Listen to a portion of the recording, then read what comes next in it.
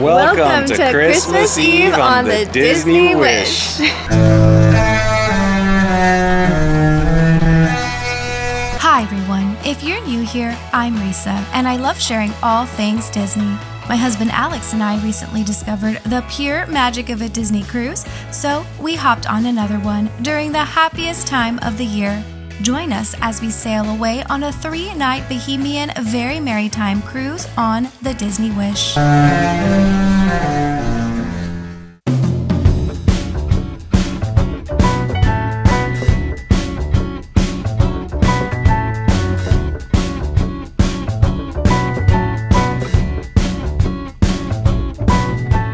We started our morning at Marceline's Market, where we chose from a very delicious spread of breakfast options. Everything looked so yummy, but I decided to stick to the basics and had some pancakes, Mickey waffles, bacon, and a hash brown. Then it was time for coffee.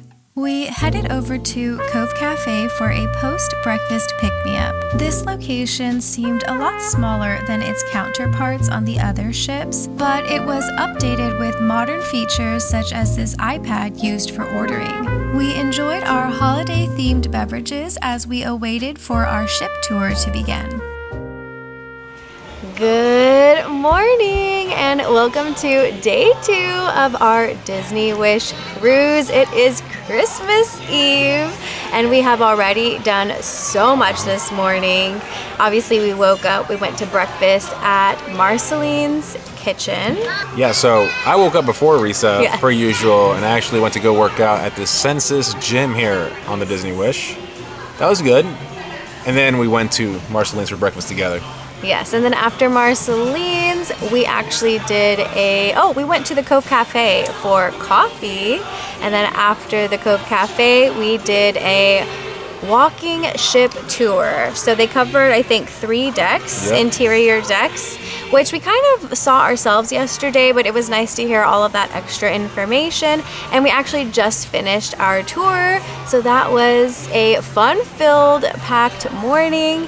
And I don't know what we plan on doing next. Yeah, so it's roughly 12:35, which means we still have a lot of time to do a lot of activities. The AquaMouse had a 10-minute wait to ride about an hour ago. Yeah, I think it's probably longer now. I don't think so. I think the issue is it's not warm outside. It's not cold outside. Yeah. It's kind of like this in between. So I don't think many people are doing water activities. So I think we're going to brave it.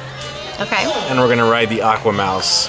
And then we'll just see what we do from there. Yeah, it's definitely a must-do because it's like Disney Cruise Line's first attraction on sea. There have been some mixed reviews, so we'll ride it today, give you our review, and see how we like it. So I think we're going to head back to the room and get changed for AquaMouse. And then we'll go to lunch, and we'll just take you along. So we're going to kind of wing it today, but see you at the AquaMouse.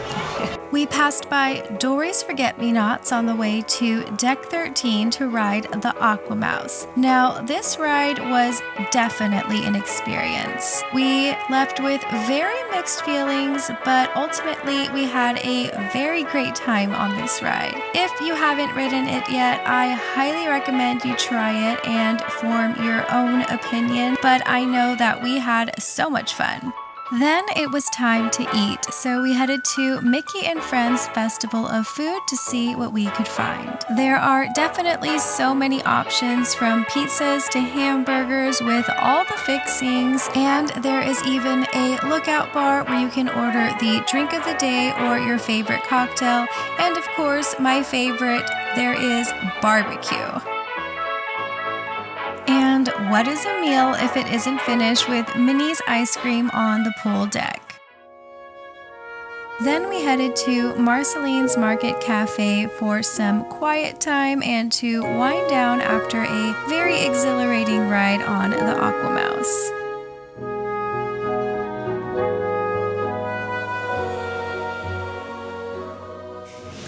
And we are back. From riding the AquaMouse. Twice. Yes. So I guess we can review the AquaMouse. I'll go first. Okay. My expectations were that it was going to be this really long, exhilarating roller coaster water slide. And although it was a little bit of a roller coaster and it was a little more immersive than just a regular water slide, it was very underwhelming. So I'll let Alex give his input. Yeah, I think the problem was with the advertising. Like, I think Disney called it the first attraction at sea, and it made it sound probably more than it actually is. Like, look, you're on a cruise. There's limited space, right? This is essentially a regular slide, kind of like you have the Aqua Duck in the Disney Fantasy Magic. Yeah, it's the Magic and the Fantasy. It's very similar, except you have an intro with screens. Yeah, so it's really not, I wouldn't call it an attraction at sea. So in the end, it's okay. It's a little definitely underwhelming. Yeah, for sure. But we rode it twice. Yeah, we rode it twice just to say that we did it twice. And riding it twice gave us a better idea of how the ride was because it was shorter than we expected. When it ended, I was like, oh wow, it's over? Because the whole first half is literally riding through screens, and then the second half is a slide. So, and the second half was so much shorter than I expected. I really wish there was less screen time and more ride time, but it was fun. I think for a cruise ride, it's fun. It's a cruise, right? Yeah. So after the AquaMouse, we went ahead and got barbecue. Now, I will say that the Disney Wish really kind of stepped up their game on the presentation and the food options. And the barbecue, like, there was highlights of it. There was some that was okay. But even the way they plated it was very, like, a good premium experience, right? So, like, I'm really impressed so far with what I'm seeing. I will say the barbecue was great. I think for cruise food, it was amazing. We are from Texas, so we're really critical with barbecue. But for cruise food, it was good. So what do we have next, Risa?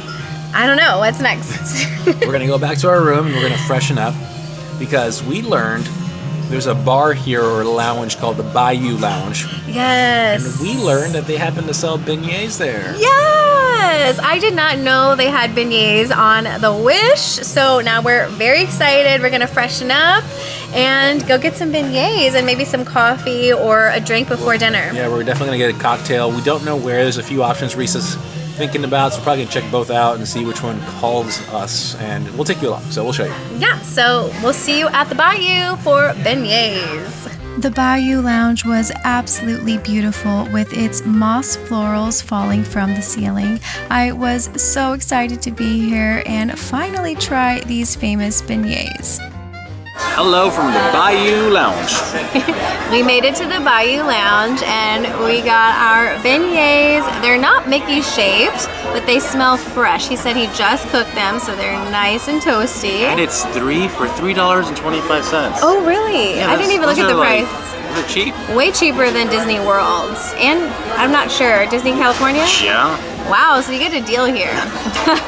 So we're gonna go ahead and taste them. Ooh, they are nice and fresh. Just, babe, you're gonna make a mess. Okay, I'll take a bite and then you take a bite. Don't get me dirty, girl. If you've never had beignets, they're messy. Oh, look at her face. Okay. Well, you try it.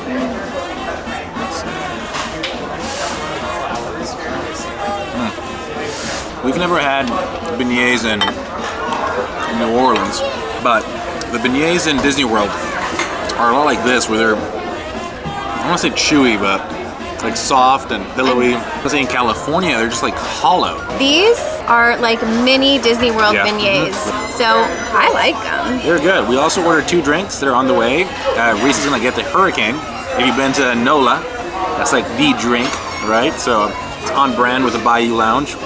And then I got the smoked fashion. So that sounds great. So we'll be back with the drinks.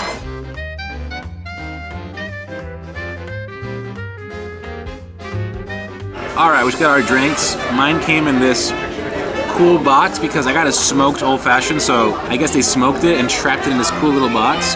And let me tell you, look, and Risa can attest to this, I usually order an old fashioned everywhere I go. Yeah. Old fashions are kind of all over the place, they're never that consistent. But this one is probably one of my best old fashions I've ever had. It's just incredible. Probably just a little sweeter than a normal old fashioned. Yeah. I usually hate old fashions. This one is sweet and smoky. It's really good. You can taste the vanilla and then you can, the smokiness. Oh my God, this is probably one of the best old fashions I've ever had. Yeah, and I got the Hurricane, which is a traditional New Orleans drink, and I really like it. Super fruity, super refreshing, very sweet, just how I like it. So we're gonna enjoy this. I haven't even tried Reese's. Let me try Reese's on camera. Let me see. Okay. This is the drink that messes up a lot of people in New Orleans. Yep. Hurricane. Yeah, I can see how this can be dangerous because you can't even taste the alcohol. So. And in New Orleans, they serve them in these huge cups. Oh wow! So you're literally like one is. Yeah, I'd be done. So we're gonna enjoy these drinks, eat our beignets, and then I think we're gonna try and go to another coffee shop or lounge before dinner if we have time. Yeah, we'll see. We have about an hour to kill, so we'll see what we get into. We ended up finding ourselves at the Hero Zone, which is a recreational center on deck 12 and 13. This is actually really hard to find. We ended up just stumbling upon it looking for another lounge called The Rose. It seemed to be a very fun spot for people under the age of 20.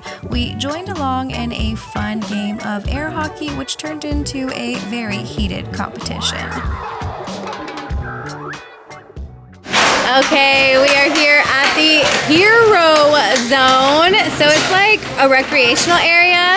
Yeah, it's pretty cool. There's a basketball court, there's air hockey, and it's all free. Ping pong. Yeah, it's like really cool environment. Usually like cruises have basketball courts like outside, which is kind of like meh because it's windy in the top decks. Yeah, but this is really nice. It's indoors and it's air conditioned. Although I am hot because I'm wearing a sweater, but We just were in a very competitive game of air hockey. yeah, Alex won. We ended up playing both of the pucks, which is probably illegal or not even like part of the rules. But we were having fun. We were having fun. We got crazy, and he won. It was 3 to 1. No, 2 to 1. 2 to 1. 3 to 1. 3 to 1? Yeah, come on. Oh, 3 to 1. I don't lose.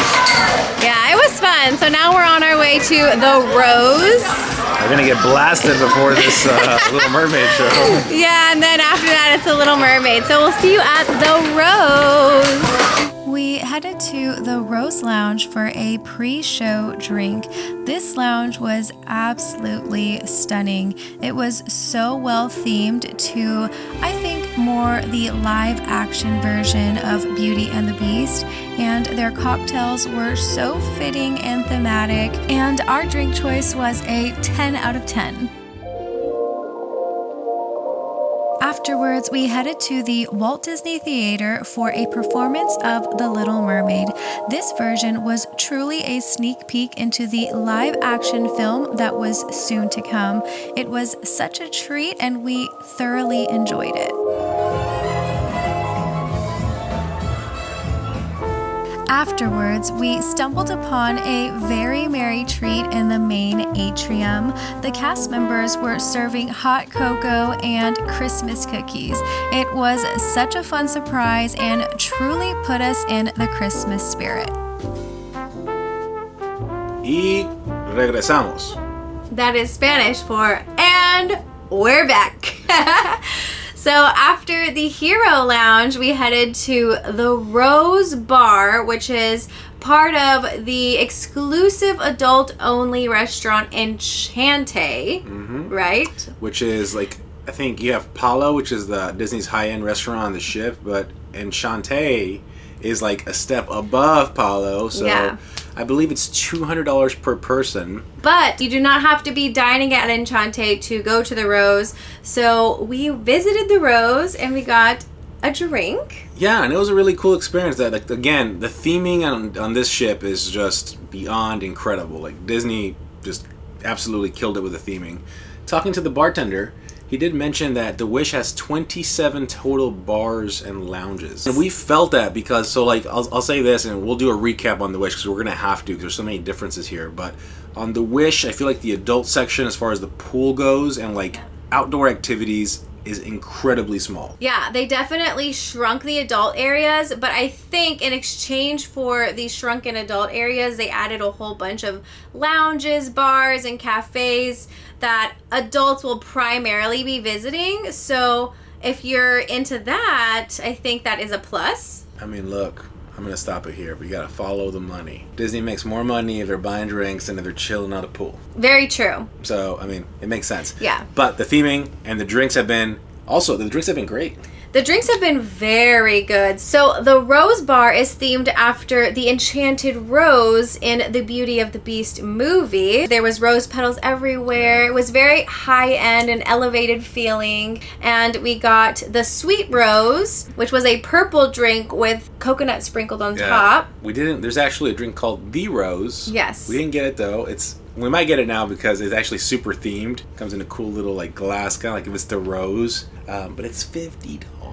After that, we went to the Little Mermaid, which is the exclusive show for the Disney Wish. And I'll start off by saying, I was blown away. It was so good. It was mostly practical effects, but I feel it was so well done. And what they've done differently with the show here for the Disney Wish is now the actors are actually walking through the aisles. So it's not interactive, but like, for example, there was a moment where Ariel was like right in front of us. So it's those little changes. Like, I mean, the quality of these plays has always been incredible. But again, it's the practical effects and then having the actors go through the aisles. And there's a lot more, like there was bubbles at one point coming down. There was confetti. It just continues to get better and better with these new shows. And I'm here for it.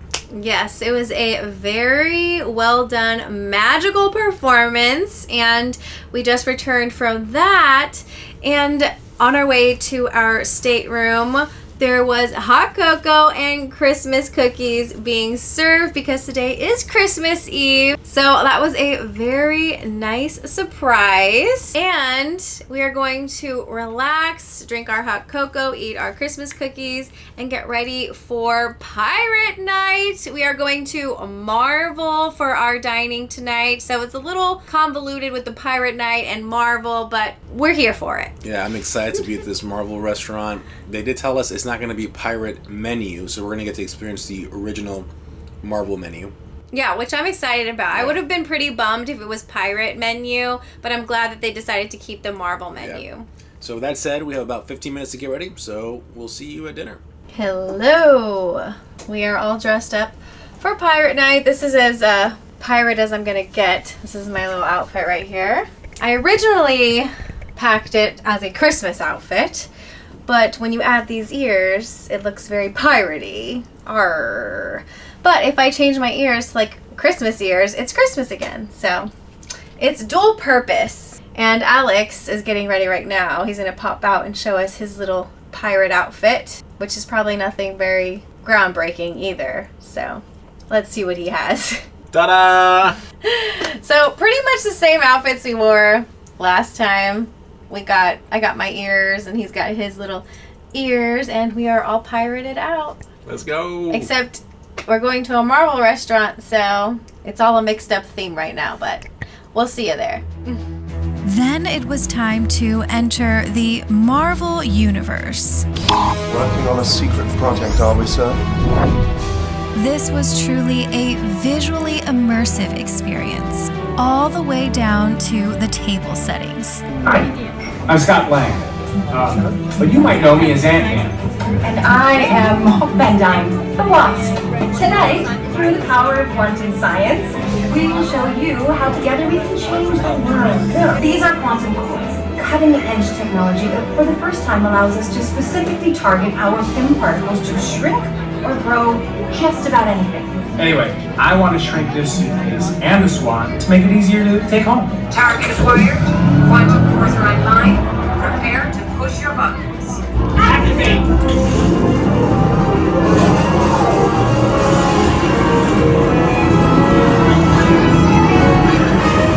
And although this was one of my favorite dining experiences, the food was lacking. All right, people, it's hero time. When I give the signal, smash your buttons. Target acquired. Hit your buttons now!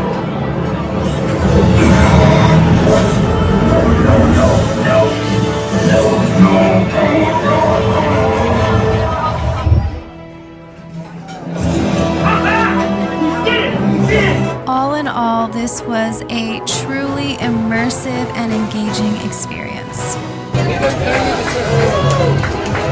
Somebody was out in the sun today, huh? Ooh, try aloe.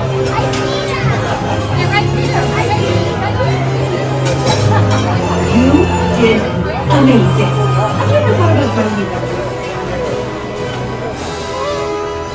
We ended with the best part of the meal and then headed to Deck 11 for the pirate show.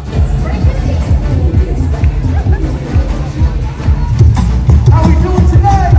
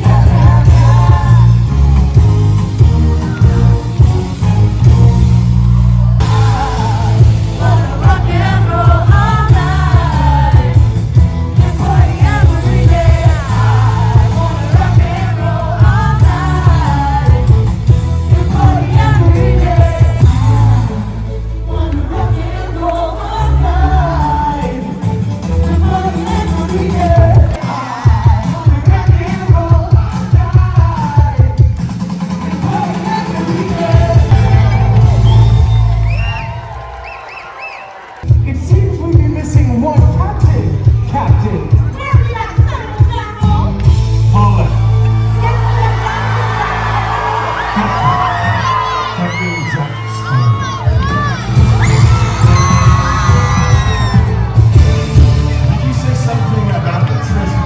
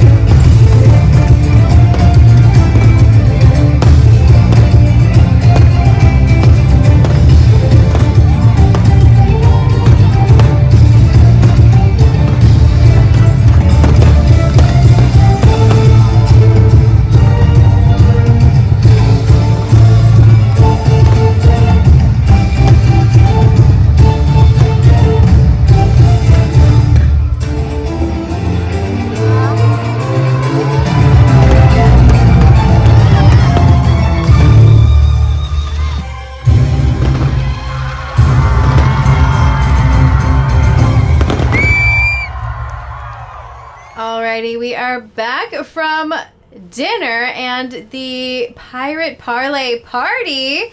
I put a coat over my dress because it was cold and windy. I'm prepared. I am a seasoned veteran cruiser. I wouldn't say cold, it was crisp. It was crisp, but I am very easily cold, so the wind gave the air a chill.